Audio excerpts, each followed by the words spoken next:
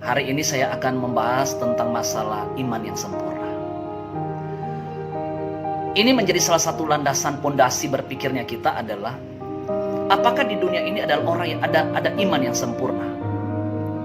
Dan yang menjadi pertanyaannya di sini adalah, apakah iman kita sanggup dan mampu menyelamatkan kita hanya memiliki iman? Artinya begini, apakah dengan bermodalkan iman kita bisa menuju pada keselamatan? Itu yang menjadi pertanyaan hari-hari ini bagi kalangan Kristen yang terkadang langsung mengatakan bahwa kita harus mengklaim janji Tuhan. Kita harus klaim janji Tuhan. Padahal sesungguhnya adalah apakah iman itu sanggup menyelamatkan seseorang atau tidak? Saudara, kita rindu membaca Alkitab, dari mana iman itu berada. Dalam kitab Roma pasal 10 ayat 17 berkata, bahwa jadi iman timbul dari pendengaran, dan pendengaran oleh firman Tuhan. Nah, di sini dikatakan bahwa rupanya iman itu, mulanya iman itu dari cara kita mendengar firman Tuhan. Itu iman. Dan dalam kitab Ibrani pasal 11 ayat 1 dikatakan bahwa iman itu adalah dasar dari segala sesuatu yang kita mulai harapkan.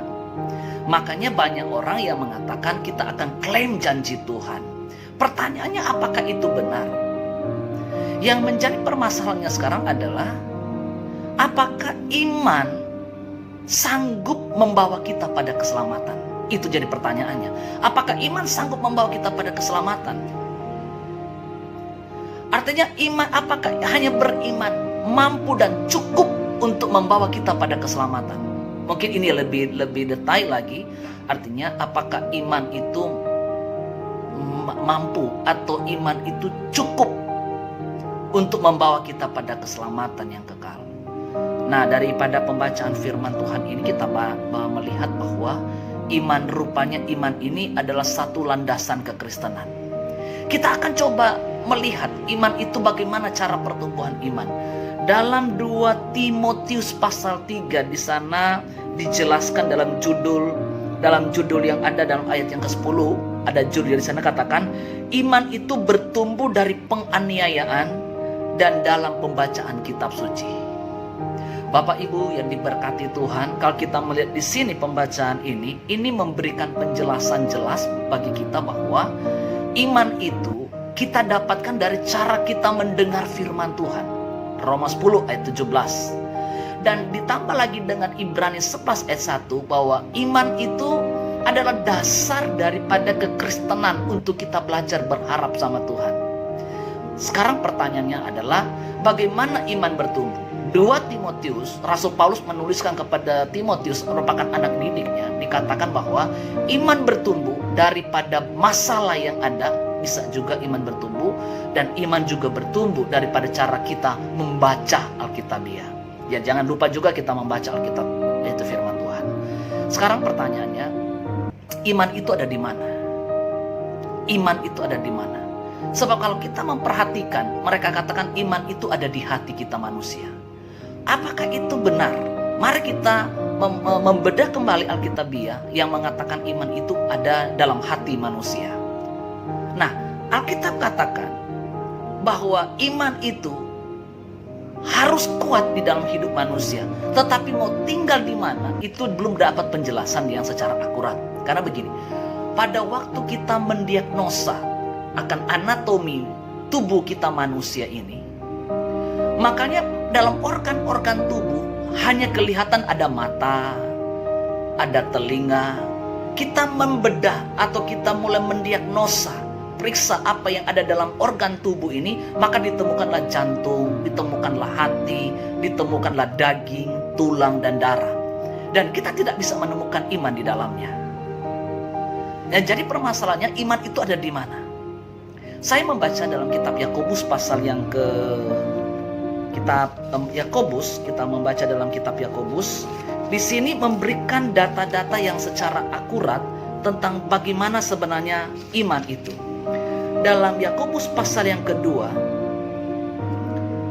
Alkitab berkata begini, ayat yang ke-18.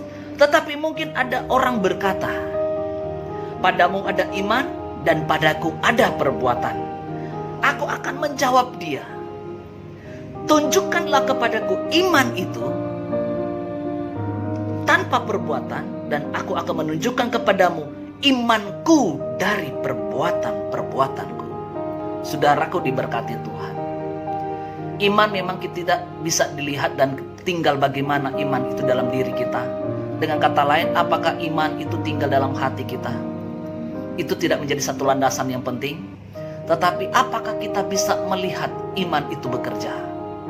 Nah, saudaraku yang diberkati Tuhan, sebagaimana topik yang kita bahas, bahwa apakah dengan bermodalkan iman kita menuju pada keselamatan? Atau apakah modal beriman saja kita akan beroleh keselamatan? Yakobus pernah jelaskan, silakan orang punya iman, tetapi tunjukkanlah perbuatan-perbuatannya. Di sini iman yang sempurna adalah iman yang disertai, dipraktekkan dalam kehidupan kita secara tubuh anatomi ini.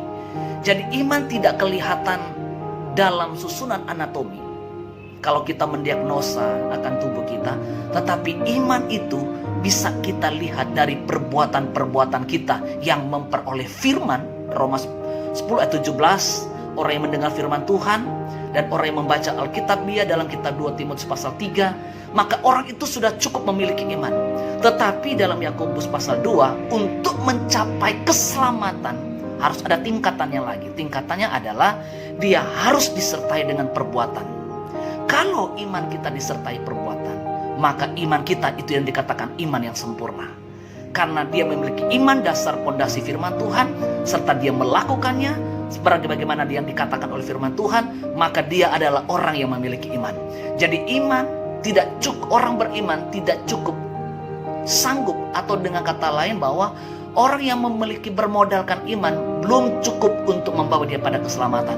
Tetapi orang yang memiliki iman serta perbuatan sanggup membawa dia pada keselamatan. Oleh karena itu Tuhan berkata, siapakah orang yang berbahagia?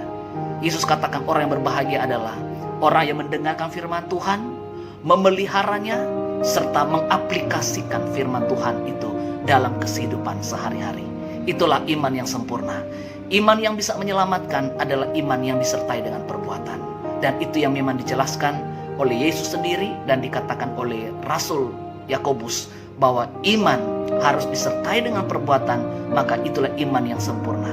Ayat terakhir saya bacakan, ayat yang ke-22.